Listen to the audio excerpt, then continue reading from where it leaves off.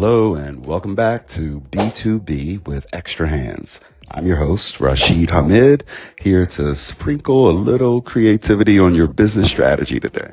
Let's talk about something we've all been guilty of: over-relying on social media to market our businesses. Social media is great, but sometimes you need to think outside the digital box, especially when everyone's feed is already overflowing with cute dogs and dance trends. So today, we're diving into creative ways to market your business off social media. No hashtags, no filters, just fresh, engaging ideas that'll make your audience say, wow, I didn't see that coming. First up, let your packaging do the work. Custom thank you notes, quirky wrapping paper, or even a sticker that makes people smile can turn your packaging into a marketing moment. I once saw a coffee shop print funny fortunes on their napkins like, your barista has a crush on you. People loved it. Packaging isn't just a wrapper. It's your personality. Use it. Next, partner up. Teaming with local businesses opens you to a new audience. If you're a fitness coach, connect with a juice bar for joint promotions. If you run a bakery, pair up with a flower shop. Cupcakes and roses, anyone? Partnerships aren't just about new customers. They're about building community, and nothing markets your business better than a solid local squad. Let's bring it back to the streets. So think sidewalk, chalk art, quirky bookmarks in library books, or fun posters in unexpected spots. One of my favorites, a dog groomer. I knew back in the day used to leave tiny dog-shaped magnets on parked cars in their neighborhood. People kept them and remembered the brand. Now, that's marketing that sticks, right? Literally. This one's big. Create an experience people can't stop talking about. Host workshops, pop-ups, or themed events. Imagine a florist hosting a bouquet making night with wine and cheese. It's personal, it's meaningful, it gets people buzzing. Plus, events like this tend to generate word of mouth. No TikTok required. Finally, don't sleep on snail mail. A beautifully designed postcard or handwritten note can stand out in a sea of digital noise. Bonus points if it's so nice that they hang it on their fridge. Fridge real estate is prime marketing territory. All right, there you have it. Creative ways to market your business without touching Instagram or Twitter. These ideas are fun, memorable, and best of all, different. Try one out. Let me know how it goes. Thanks for tuning in to B2B with Extra Hands. Until next time, stay bold, stay creative, and keep showing the world why your business is unforgettable. See you next time. Welcome back, everyone, to Life Uncensored, Navigating Adulthood, one episode at a time. I'm your host, Amanda Lockhart Davis, and we have a great show to kick off 2025. We're going to be talking with the Miss Kristi Mitchell, top-notch marketing consultant who's going to be giving us top-notch tips to start off our businesses right with marketing and how we're going to see better things than what we saw last year and just improve upon our business as far as it pertains to marketing. So buckle up because Kristi is riding shotgun today. Let me tell you a little bit about Kristi before I bring her on. I'm super excited to talk about her. I've already got my notepad over here on the side because I'm going to be taking notes myself as we're talking. So let me tell you about Kristi. She is a strategic marketing consultant who helps service-based business owners transition from relying on referrals to leveraging a clear marketing strategy. With an MBA, over a decade of corporate marketing experience, and 5 years running her own business, Kristi simplifies marketing to empower clients for growth and success. She has worked with 100 plus business owners, proving that a well-defined strategy can overcome the complexity of marketing. So let's have a warm welcome for my friend and colleague, Miss Kristi Mitchell. Hey, Kristi. Hello. Thank you so much for bringing me on. Thank you for being on. I'm so excited about this topic. Like I said, I've got my pen, I've got my notepad right here. I'm gonna be taking notes myself. I had a friend and colleague of mine when she saw that you were going to be on and what the topic was going to be. She was like, "Oh, everybody needs to listen to this." Oh, I'm Yeah. be tuned in. I said, "Me too. I'm taking notes." I think especially in January, right? Like actually Yeah. my business usually picks up in December because it's like end of year and people are like, oh, I got to get ready for next year. And so, yeah, it's a busy time for marketing. Yeah. And listen, why not? Like if you're going to have a New Year's resolution and you're a business owner of any size, why not have marketing on that list somewhere? So For I'm sure. with it. I'm with it. So I'm glad you're here. I want to just jump right into it. Let's first start off just by introducing yourself a little bit to the audience, talking about your background, telling us a little bit about yourself. Yeah. So as you're reading the bio, I was like, I got to update this. I'm actually almost 6 years in business, running my Oh, own consulting business. wow. Yeah. In Awesome. February, it'll be 6 years. So I'm almost there. It has been such a journey. So in the time that I've been, I won't go into all the details of my corporate experience. I'll just say I did a little bit of everything in the marketing world, digital marketing specifically. And so when I came into, running my own business, I was like, well, I can do whatever people need in terms of marketing. And so I was basically an agency of one, and I worked with a lot of small business owners, a lot of them local. And I did that for about a year. And then the pandemic hit. And it took about 6 months.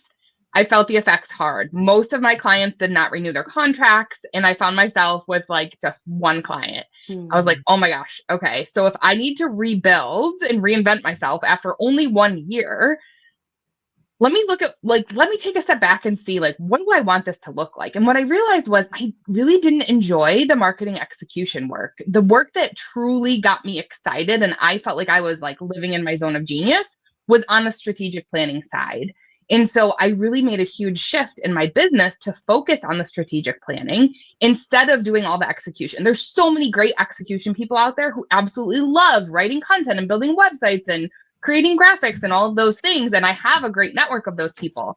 I realized I don't need to do all those things. I can stay in the lane that I love, which is the strategic planning side, because I have this kind of ability to look at all the pieces and say, okay, what's working, what's not?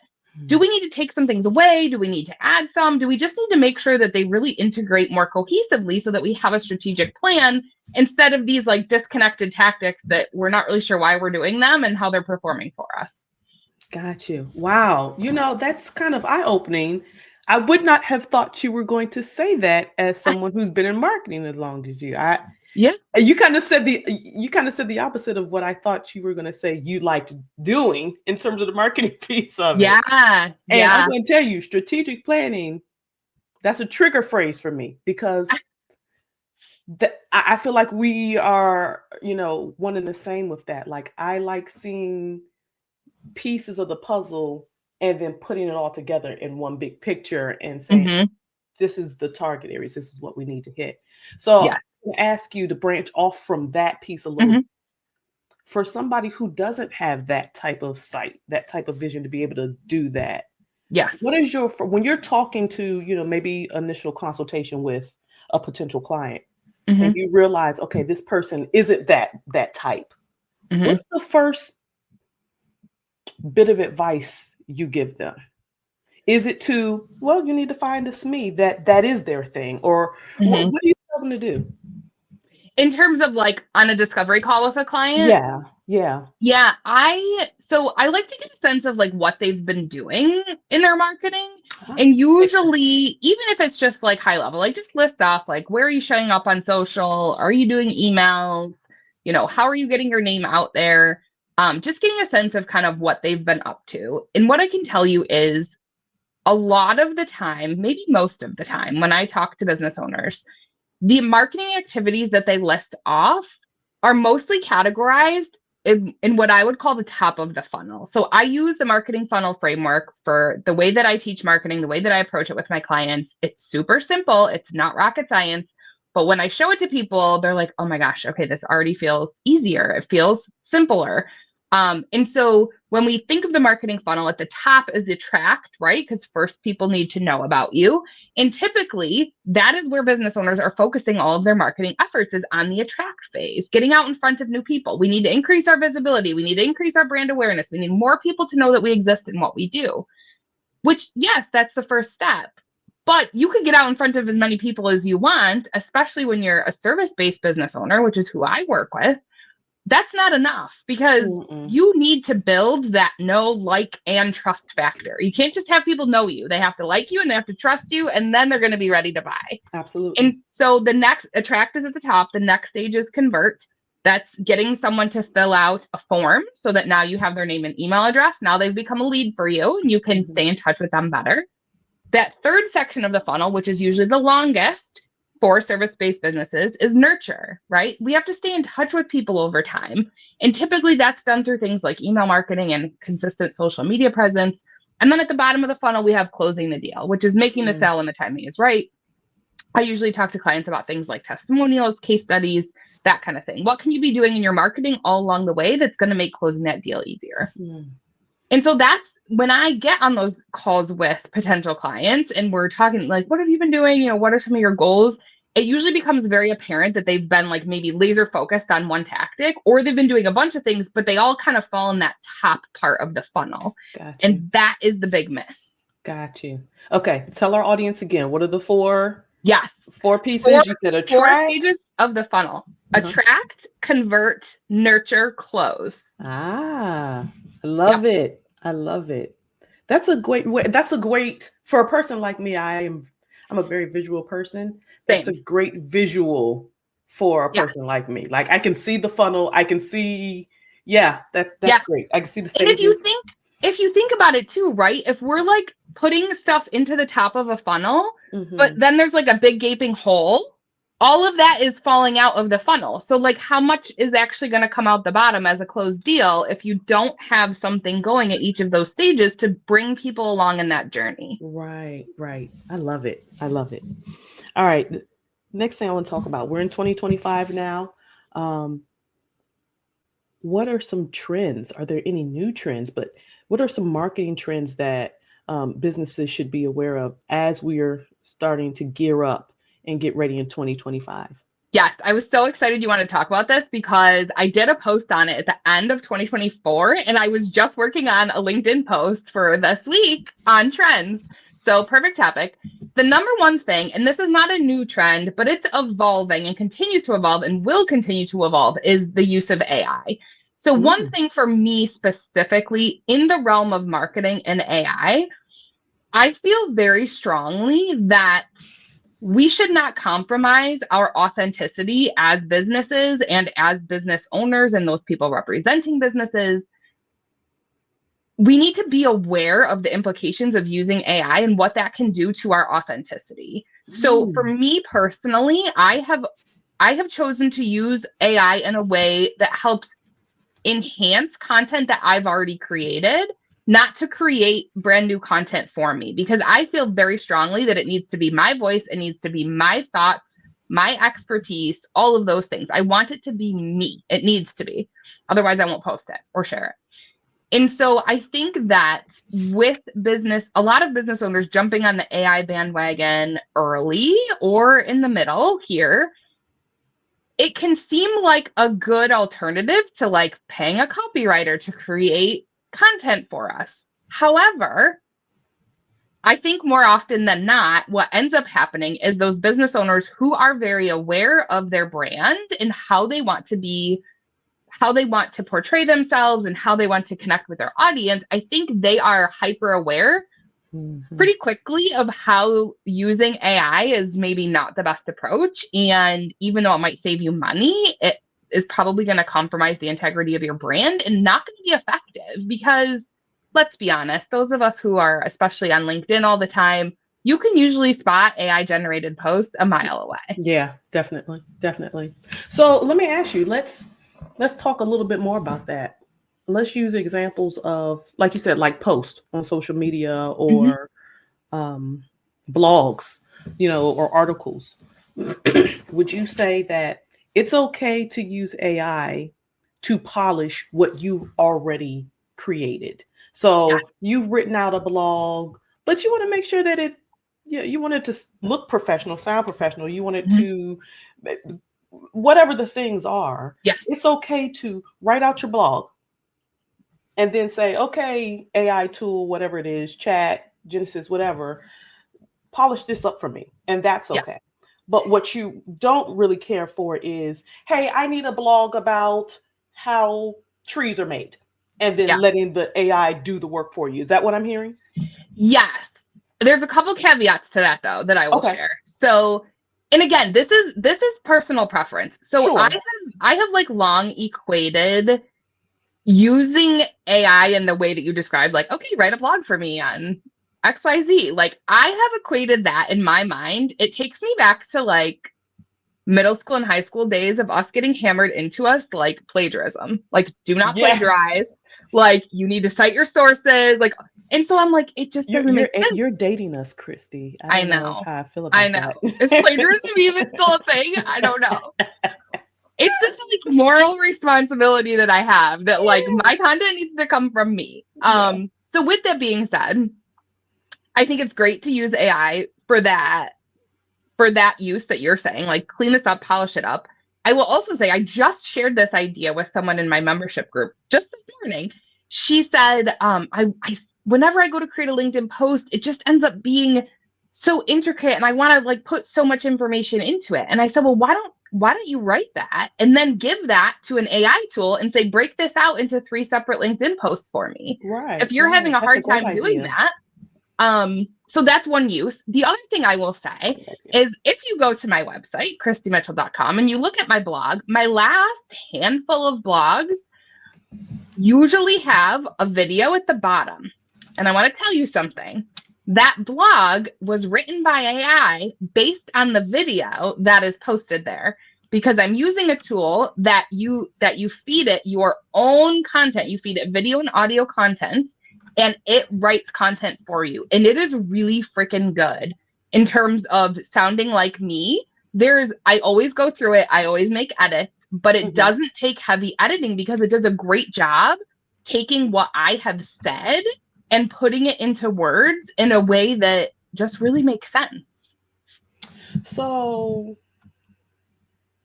again, like you're saying, you have put together the content, you have like a video or what have you. The AI is basically reading it kind of like a captioning experience, and then putting it back out there in content in a more polished way or a different way. Yes. For different uses. Yes. LinkedIn posts, I love blogs, that. emails. It is totally game changing. I'm working on actually creating a workshop to teach other people how to use it because I love that. it saves me so much time. As someone who I'm a solo business owner, right? Like I have some help in my business, but it's me creating all my content. And I feel very strongly that I want it to sound like me. It needs to feel good and authentic. It's not something I've ever felt like I can fully hand off to somebody else. And so it allows me to keep that level of authenticity and integrity in me, but working smarter, not harder. Yeah, absolutely. Would you mind sharing with the audience a few of the AI tools that you are comfortable using? Yes. So Cast Magic is the one that I was just talking about, where you feed it your own video and audio content to create written content. It also allows you magic, like magic. Casting a spell. Magic. Cast Magic. Yep. And last I checked, they do let you do a 7-day free trial. Oh, nice. I have an affiliate link that I can share with you after the show if you're okay with that. Sure. Yeah. I absolutely love the tool. It's entirely worth, I think, I don't know, $20 a month or what I spend on it. It's totally worth it. That's my favorite tool. I have used ChatGPT with caution recently. I've used it actually so I do some volunteer work with a local nonprofit. It's a women's networking group. And we needed to craft an email to send out to ask about sponsorship opportunities at hopefully a discounted rate since we're a nonprofit. And so I was just like, those kinds of things, like I can agonize over the words. And so I would just go to ChatGPT and be like, write this email for me. So that's helpful, writing emails for something like that, where it's not necessarily like representing your brand kind of thing. But then the other examples we've already talked about too, right? Like feeding it your content and asking it to do something specific. I've used it to help me. One thing I don't feel like I'm totally great at doing on my own is like brainstorming title ideas. So I used to use Canva Canva has an AI tool. So I used to be like really afraid of ChatGPT. And so I just started using Canva at first. Canva's magic, right? And so I would say, give me 5 title ideas for a LinkedIn Live on this topic. And then I'd have it write the description for me too. So I think that AI tools can be really helpful for those kinds of things. Got you. Brainstorming for sure. And then just crafting those, titles and descriptions and things that we can kind of just agonize over. Yeah. So what I'm hearing, folks, is moral of the story is don't lose your authenticity for ease. Yes. And time savings. That's where you want your brand to stand out, especially, and I'm going to say, and you tell me if you disagree with this, Kristi, I'm going to say, especially for a new business owner, that you want your brand to stand out, then you have to introduce the world to your voice, who you are. And AI tools, though great, just like any technology, they're great for what they're for. So I'm hearing moral of the story is don't lose your authenticity for ease and time. Yeah. You agree with that? Yeah. Okay. Yep. Agree. I'm a good student. You are. Okay. So let's talk about simplifying marketing strategies. How can businesses simplify their marketing strategies without losing the effectiveness of their marketing? Yeah. So if we go back to that marketing funnel framework that we talked about earlier, again, attract, convert, nurture, close. I think a lot of times the inclination when someone wants to like amp up their marketing efforts is to think like, well, I have to be doing more. Like I need to add more things. And if you use that framework to really take stock of like, what are your activities that you're already doing? Which area of the funnel are they falling into? Again, oftentimes they're at the top and not like those middle sections. And so really kind of taking a step back to say, okay, out of all the activities I'm doing, which ones go in each places, which I have a resource I can share if you want to put it in notes or anything. So business owners can do this for themselves. Okay. I think that it's helpful to first take stock of what you're currently doing. How does it fit into the framework? And then second, what things are working and not working? So it's not always about adding on. Sometimes it's about taking away and honing in on things that have been working. So I'm a big proponent of using data. Anytime we can track some data and use that to help make informed decisions on what marketing tactics are working and what aren't, are there tweaks that we need to make? Or maybe we need to just take a break from that thing because it hasn't been working for us, but this other thing has. So what if we double down on this? A perfect example of this, a lot of times businesses come to me, they are on LinkedIn, Facebook, and Instagram for their usually B2B service-based business. And by the time we get done working together, I've usually convinced them that they can just focus on LinkedIn. They don't have to be on Facebook and Instagram. Now, I'm not saying that this applies to everybody, but the business owners who come to me a lot of times are struggling to keep up with all these things. So they're feeling like, I'm trying to do all these things and like Facebook and Instagram are not performing for them usually 9 times out of 10.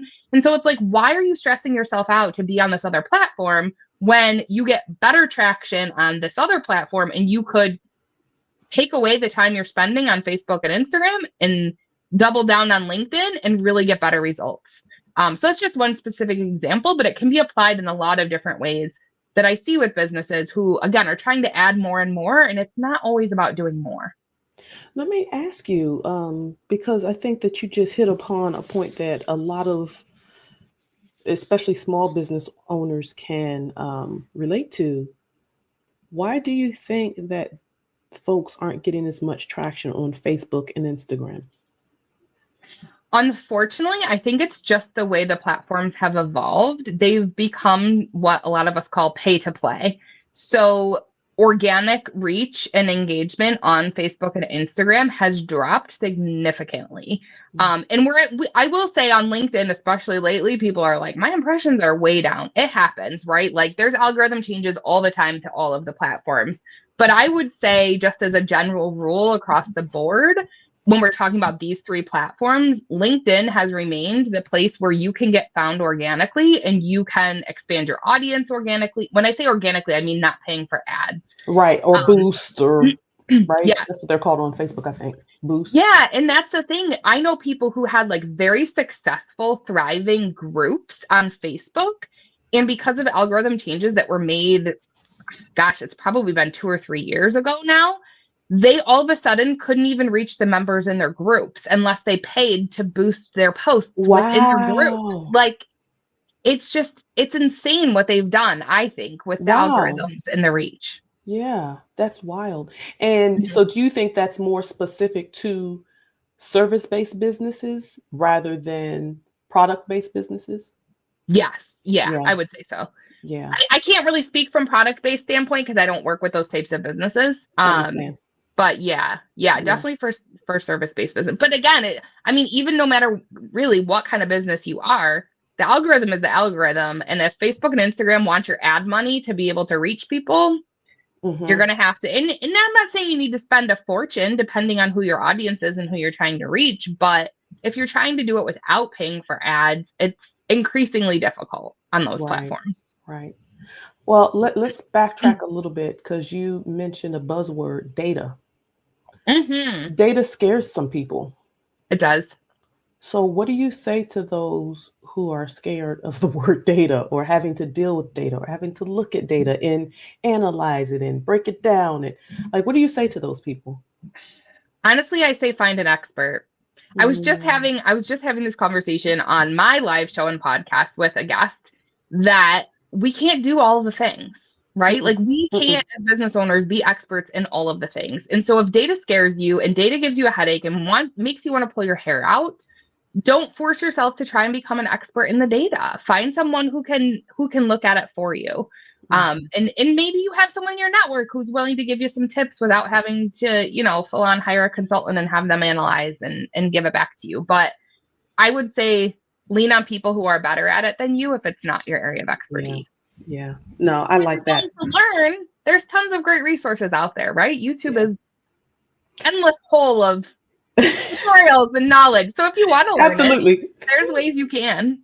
Absolutely. No, you're definitely right about that. You can pretty much go to YouTube for anything. Yeah.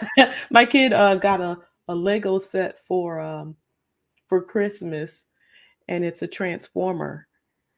And he's a whiz with those. He puts them together like so fast, these 1,000, 2,000 piece Lego sets. But when it came to transforming it, he was struggling. My older kid was like, "Oh, let's look it up on YouTube." Boop, oh, here you go. Yes. And in 60 seconds, it was transformed. So, like you Yep. said, you can literally go there for anything. Mhm. For sure. But I think you have to ask yourself, is this something I want to learn? Yeah, yeah. And do I have the time for it? So I'm going to tell you something that I tell people that my clients and others. I 100% believe in SMEs, having a subject matter expert that it comes easy to them, they enjoy it. When they explain it to you, it makes perfect sense, that sort of thing. But I also believe that you need to be savvy enough to have a conversation, dangerous enough to have a conversation, even about the things that you are not, expert in. Hmm. So if you're in a room full of people talking about marketing is not my niche, right? But I know enough that I can have a conversation in a group of people who are only talking about marketing. So Yep. I feel like that's important. But I do 100% agree with you that if you don't have the bandwidth, you don't have the patience, you don't have the know-how, whatever those things are, seek out that assistance. And Yes. like you said, grabbing someone from your network, starting there is Hmm. amazing idea. An Yes. amazing idea. Yeah. Yeah. And I totally agree with you on that point with like needing to have baseline knowledge of the topics for sure. It actually reminds me of when I worked in higher ed, and I remember my boss at the time, we were going out and interviewing agencies to work with because we needed them to do ad placement for us to promote this executive program. And I still remember my boss. I love him. We still keep in touch to this day. But I remember him telling this agency that we ended up hiring because they were like going over this intense dashboard with us with all this data. And he was like, speak to me like I'm a golden retriever. Like, and he's a super intelligent guy. But like, I think that's an important thing is even if you are going to go hire a subject matter expert, make sure that it's someone who's going to take the time to help educate you and not just throw a bunch of stuff at you and like gaslight you and tell you, yep, everything's working great. Like, let's just stay the course. Right. Mm-hmm. That's really important. I think when you're trying to find that trusted partner is like, are they going to be able to explain this in a way that I can understand when it's not my area of expertise? Absolutely. I agree. I mean, and we've seen, listen, we can use the examples that we've seen with celebrities and their taxes. They had a tax accountant, and come to find out, now they're on the hook. Some of them getting jail time even because they didn't know enough for themselves to ask questions to these accountants and these people who are, handling millions and millions of their dollars. It's important to know at least enough so you can be dangerous in the conversation. So if you hear something, you can go, I don't know if that sounds right. Mm-hmm. Yeah, I agree with you on that. I agree. And I love your old boss. Talk to me like I'm a golden retriever. I love that. I'm telling you, that was probably like 15 years ago now. I love that. I might use that. I love that. Shout out to your old boss. Yes. Okay, Kristi, talk to us about some, let's get into tips now. What are some tips for setting realistic and impactful marketing goals for the new year? Tips for setting realistic goals. Yeah. So I would say don't try and do too many things. That's common, right? Like, okay, let's do all the things. Right? We want our marketing to be super successful. Again, it's not always about adding more. It's about, getting strategic. Sometimes it's about simplifying, making sure things tie together. So I think keeping it simple is important, staying focused, and really like being clear, what is the challenge that you're trying to solve with your marketing? So is it truly that we're not getting in front of enough people? Or is it that we don't have, again, going back to the marketing funnel for thinking in terms of the framework, I think a lot of times we jump to, well, we need more people to know about us. Mm-hmm. But is that truly what you need? Or are you lacking those systems and marketing structure to get people into your world, to get them to sign up and get on your email list, to nurture them over time through consistent value add content that you're emailing to them on a regular basis? Get really clear on what you need to focus on in terms of that, because a lot of times getting in front of new people isn't necessarily what you need to do. Yep. There's other things within that strategic, right? If we're looking at it strategically in the realm of the marketing funnel, a lot of times it's other things that really need attention. So I think having that clarity is really important before you go investing time, energy, and budget on specific marketing tactics. Well, that's perfect, because that was going to be my next question to you, was specific about marketing budget. Like, what should people be doing? What should their approach be as it pertains to their 2025 marketing budget? And if there's any specific areas they should or should not focus on when it comes to the budget for marketing in their business. Yeah, I'm going to go back to our conversation about data on this one, right? So looking at the data of like, what happened last year? What did we invest in? Listen, I'm going to be the first to say, sometimes it can be really hard to tie outcomes to marketing tactics. It's not cut and dry. It's not black and white. There's still a rule in marketing that people need to see a message 7 times before it resonates. So even though someone who fills out a form might say, oh, I found your website, well, maybe they actually found you on LinkedIn, or maybe someone told them about you first, or maybe they heard you on a podcast, or it's really hard to have true data on all the touch points that someone might have before they get to the point of reaching out to connect with you. So I put that caveat in there, but I think it's important to look at what you've tried in the past and use that to help inform where you focus your budget on the next year. Okay. So I'm kind of also hearing in that, again, more may end up being less in some cases as it pertains to that. Would you agree with that? Yeah. And the thing is with marketing, like, there's so much you can do that doesn't have to cost anything, right? So I just did a power hour with somebody this week, and we were talking. He hosts his own podcast with a couple other people. And I was like, well, do you go on other people's podcasts, like as a guest? He's like, oh, maybe a couple times a year, like just when people ask me. And I'm like, you're so good on camera and on the microphone. Like, that is low hanging fruit. Like, yes, it's going to take some time to go find good podcasts to get on where your Sure. audience is listening.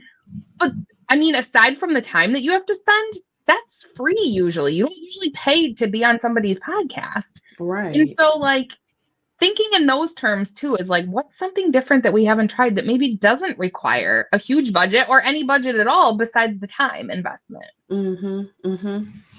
Yeah, I think, like you said, there is no perfect formula for it. And you made a very good point that I didn't think of, but it makes perfect sense when you said it out loud. You might ask someone, "Oh, okay, well, how did you hear about us?" "Oh, I saw your website. I Googled and I saw your website." But they don't realize that actually it was, Kristi told you about me, or, whatever, that kind of thing. Because there's so many ways to find businesses and the products and services that you need that it kind of gets lost in the sauce how you got there. You just know you got there. Yeah. So you make a very good point by saying that. Yeah, and it doesn't mean that you shouldn't still ask the question, especially, on Right. your form, or, I think I asked it on my discovery call form, is like, how did you hear about me? But also in conversation, right? When you first get on a call with somebody. So how did you hear about me? And sometimes what they tell you on the call will be different than what they put on the form. It's still worth asking because it gives you a sense of like, okay, where is my time, energy, and budget going? And is it resulting in people finding me somehow? Yeah, absolutely. Now, do you think that if someone, just for example purposes, going back to the data, if someone hears, "Oh, your website," consistently, out of 100 people that they asked, 90 of them say website, even though we know that number's not necessarily perfect or exactly correct, do you tell that person then to put more efforts into your website? Or do you kind of tell them to kind of stay where they are and get more data over X amount of time? Yeah. I mean, depending on what their goals are, for sure. If you're getting a lot of people saying, "I found you through my website," and you're trying to like amplify that and get more people coming to your website and converting, maybe it's time you get a website audit or do a website overhaul. Or maybe maybe if you've already done that and your website looks great and it's fantastic, maybe it's, time to invest in some Google ads or, SEO to really enhance that so that more and more people can find you. Definitely it makes sense to capitalize on the things that are already working for you, and maybe that investment you have to make isn't so great when you're just kind of making refinements and tweaks to something that's already working well for you, as opposed to like diving into a completely new tactic. Which makes sense to me. Okay. All right, let's talk about tools and platforms. Yeah. Are there any tools, marketing tools or platforms that stick out to you that you recommend without even thinking about it, that help streamline efforts, help get results that people are looking for, or is it based on the specific client's needs? Yes, I am what I would say very platform agnostic in terms of like clients that I work with. Like, let's work with what you're already doing. If there's a capability that's not there, let's see what will integrate with what you already have, or do we need to completely switch? Fun fact, when I first started my business, I thought that I was going to focus on HubSpot only because I love HubSpot as a platform. It's a great marketing tool, like all-in-one software to manage all of your marketing. But what I quickly realized was I didn't want to be in the business of selling software. And so I was like, it doesn't matter what people are using. I can help them regardless. But with that being said, I've always loved HubSpot, but it's not the right fit in my mind for most small business owners. It's too much functionality, too much expense to get the functionality you usually need. And so I really like to tailor those recommendations based on the client. And if we can use what you already have, let's do it. With that being said, the most common thing I get asked is, what do you recommend for an email marketing platform? And I will say MailerLite. They do not pay me to say that. I don't have an affiliate link. I really like MailerLite because I have used tons of back when I used to manage marketing for clients, I've been inside lots of different email marketing platforms. I really love MailerLite, A, because it's free up to 1,000 subscribers. And B, it gives you a lot of functionality on the free version. And when I say that, I mean, there's templates you can use and customize. You can create forms within MailerLite, copy the code, embed it on your website.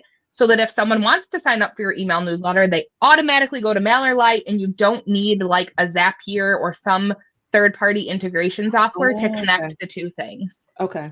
You can also create landing pages. I think that's still free on MailerLite. So if it's hard for you to manage your own website, you can't create a new page easily, you could create a landing page in MailerLite for a lead magnet or some sort of downloadable offer that you want to promote.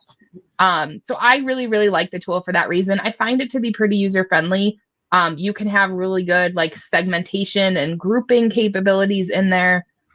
So that's one tool that I always recommend if someone's like, I need a tool for email marketing. Got you. Wow, I hadn't heard of MailerLite before. I want to ask you, because I like what you said, that you prefer to kind of keep the client where they already live in terms of whatever if they tools like they're it. using, right? If they like it, and if it has what they need, yes. Okay. So with that, do you find yourself a lot of times having to, if they mention a tool that you're not familiar with, do you find yourself kind of going down a rabbit hole, so to speak, to get yourself familiar with it, to determine whether or not they should stick with it based on what they've told you their needs are? Or like, how do you handle that? How do you navigate that, I guess is what I'm asking. Yeah, that's a great question. So a couple things on that. First of all, g2.com is a really great free resource to use when you're evaluating software platforms. So I love it because you can just type in the software, like you could type in MailerLite, look at MailerLite's profile on the platform. It will tell you like the features, it will tell you the different pricing structure, it will have reviews, it will have the types of businesses that generally like this tool, right? Small versus enterprise, that kind of thing. That's a great resource when you're evaluating tools. You can also compare things side by side. So you can pull up MailerLite and MailChimp and like look at them as a side-by-side comparison, which I think is really helpful. So I always tell people to use that platform.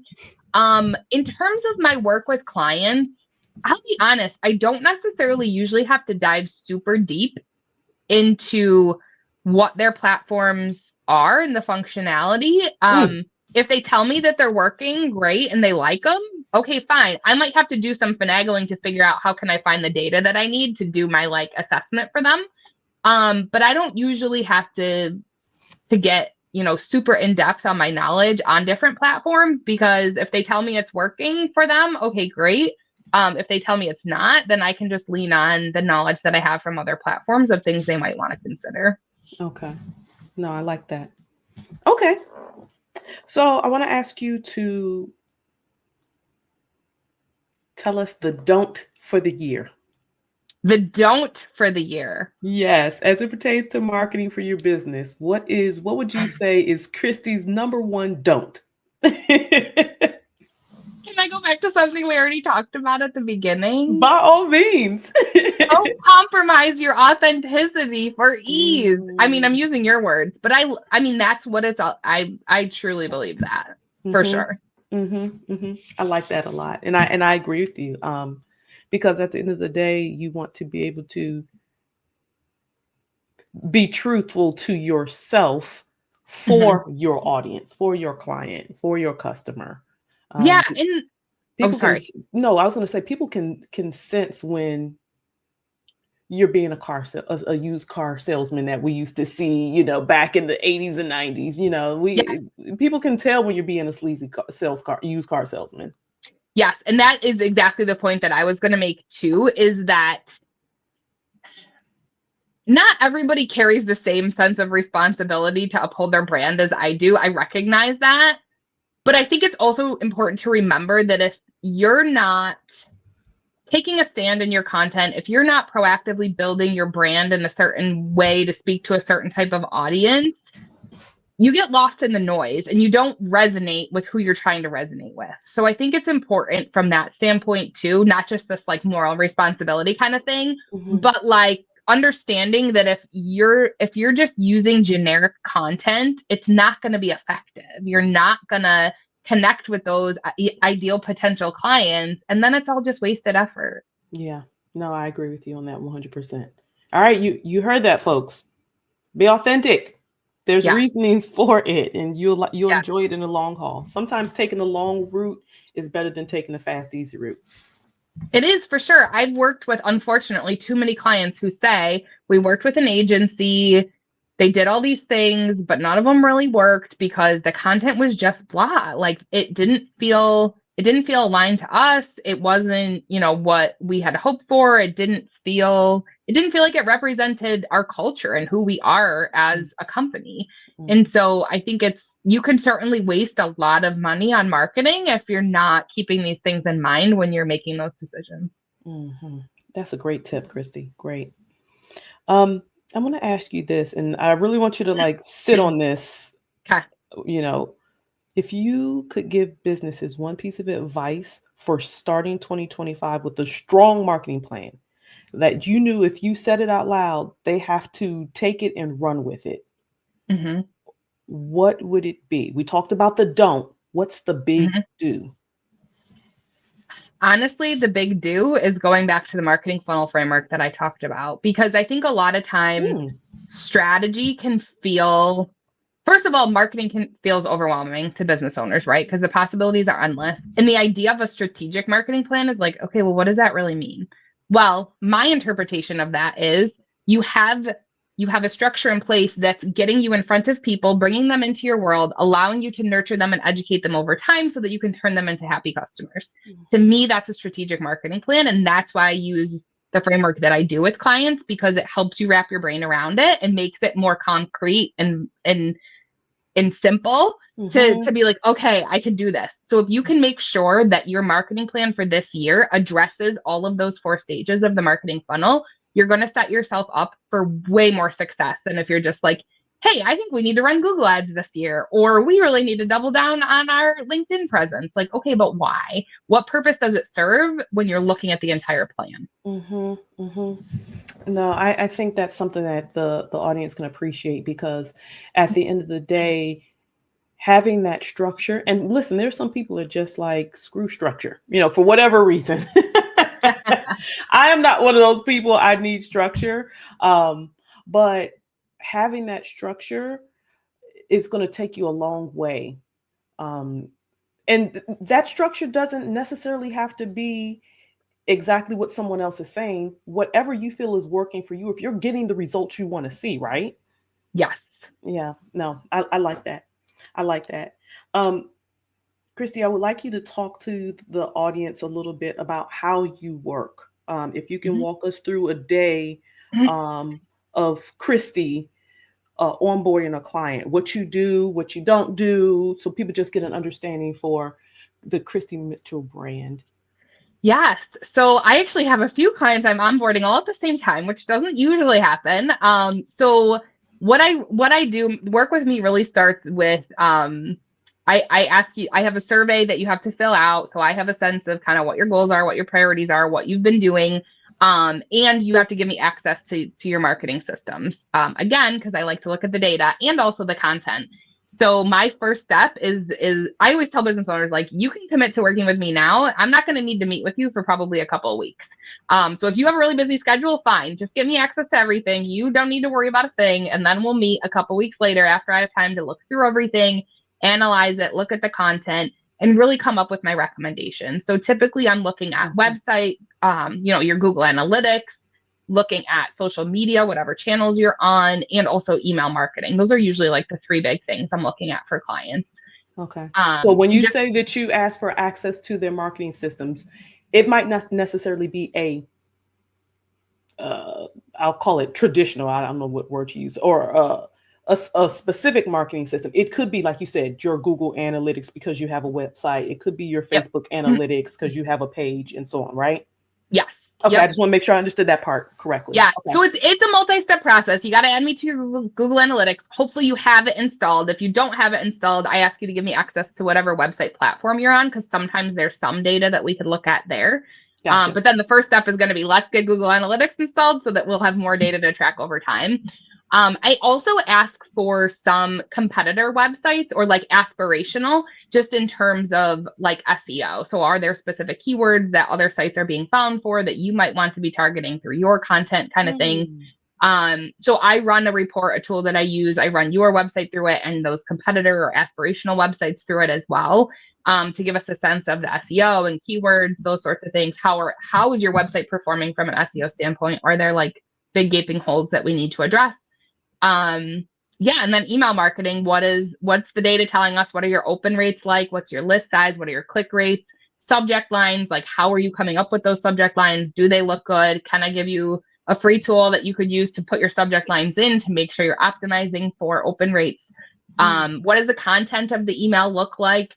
Is it clear what you want people to do? Is there a clear call to action? All marketing should have a clear call to action. What's the next step for someone to take? Click on this button, book a call, whatever it is.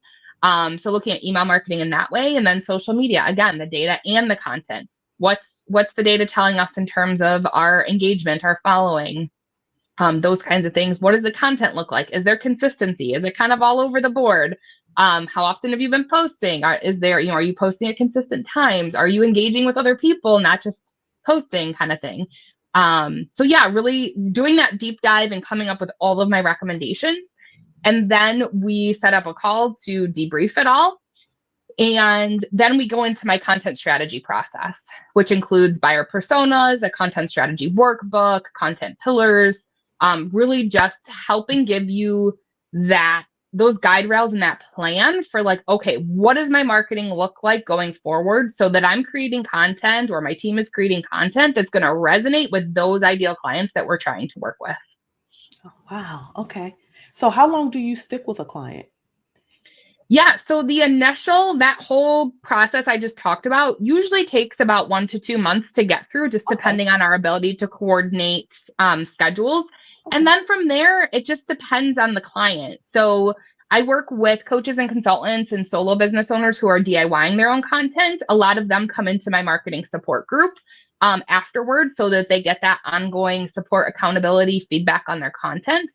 And then for my bigger businesses, a lot of times they sign on with me for a 6-month or a year-long retainer so that we check in regularly to say, okay, how is this going? A lot of times I'll do quarterly reviews with them to, again, look at that data. Let's see what it looks like 3 months after we've implemented these changes and take stock again and see how things are going. What further tweaks and refinements can we make to get even better results? Got you.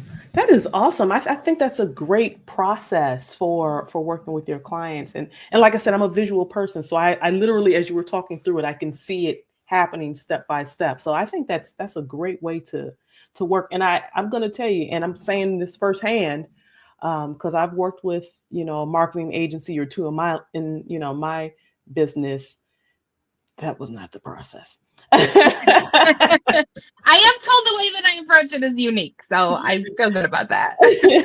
That's going back to that authenticity. That's the word for the day, folks. Authenticity. Yeah. I love it. I love it. Kristi, you have been so great, and I appreciate this. I hope that you will come back and do this again with us, periodically, and just talk about new things, trends, and tips, tricks, and all that sort of thing. In the meantime, I want to know how, and I'm going to add this to the screen so you can see a little bit of information on Kristi. But in the meantime, can you just tell us how we can stay up to date on your upcoming engagements, events, your social handles, all that good stuff? Yeah, definitely come find me on LinkedIn. Kristi Mitchell. I think if you type it in the way that I'm spelled, I think that I'm the first person that shows up. I also have a YouTube channel, Marketing Uncomplicated. That's my business name. So you can find the YouTube channel. I have my Unfudge Your Marketing live show and podcast as well. I'm having issues with it being found on Apple. I promise it's there, but it's easier to just go to my website and get the link to sign up for the podcast from my website. Yeah, and just take a look. I have a whole resources section on my website, free resources. So I have a recorded masterclass that talks about the marketing funnel framework. I really wanted to make sure I talked about that because we talked about the framework so much. So if you're like, okay, I'm having a hard time visualizing this, I need to see it and hear it again. There is a free masterclass that you can sign up for right on my website under the resources tab. Awesome. And folks, it's scrolling at the bottom of the screen here. And if you're listening and not watching, it's KristiMitchell.com. Unfudge Your Marketing is her podcast. Definitely tune in. And like she said, if you're having trouble finding it, just go to the website and click the link for it.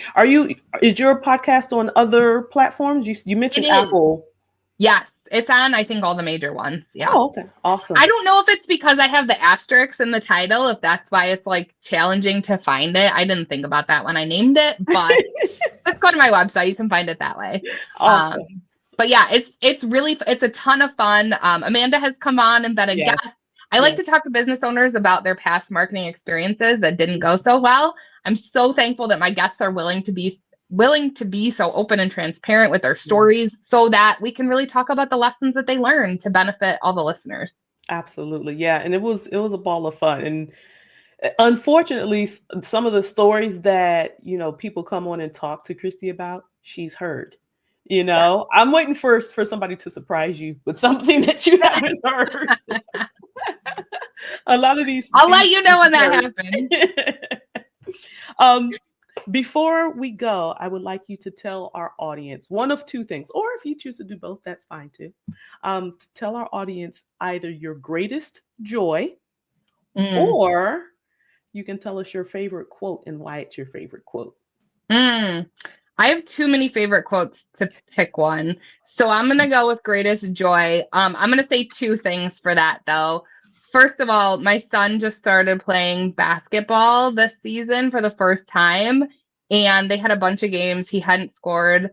And the last game he played, he scored 3 baskets, and I had tears in my eyes. I was so proud of him. It was actually like half the team's points for the game. So like, I was so incredibly proud of him. I have tears in my eyes now just thinking about it. That's my greatest joy, is like watching him do something new that's really cool. And work-wise, honestly, my greatest joy is when I hear clients tell me that marketing feels more doable and less overwhelming now.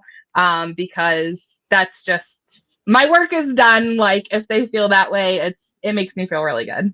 Absolutely. I love that. I love it. I love it. I love it. Kristi, you have been a joy. I appreciate you so much. And again, I hope that you'll come on again periodically to talk to the audience about marketing tips and share other good things that are happening with your son. Sure thing. Yes. Thank you so much for having me. I'd love to come back. I'm going to ask you to stand by with me while I close out the show for just a moment, if you don't mind. Sure thing. Awesome. Ladies and gentlemen, we just got a quick, fast, in a hurry masterclass from Ms. Kristi Mitchell, marketing strategist and simplification specialist. Thank you so much, Kristi. Thank you. All right. We have just a few housekeeping items before we go. I hope you guys enjoyed this episode as much as I did. I still have Kristi's information scrolling at the bottom. If you didn't catch it earlier, it's KristiMitchell.com, and her podcast is Unfudge Your Marketing. So make sure you check her out on those platforms. And like she said, you can find her on LinkedIn as well.